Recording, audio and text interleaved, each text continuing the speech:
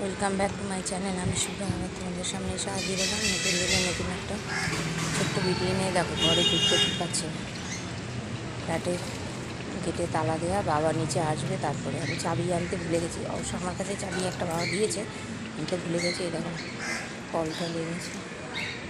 একটু বাবার জন্য একটু মার্কেট করে আনলাম।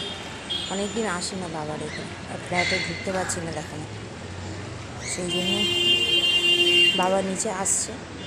এবার লিফটে উঠবো, বাবা গেটের তালা খুলে দেবে, তারপরে তালাটা বন্ধ করেছে যত উল্টোপাল্টা লোক আসে, তো সেই জন্য। আর কী বলবো বলো, আমি নিচ থেকে তোমাদের সঙ্গে ভিডিও করছি, একটুখানি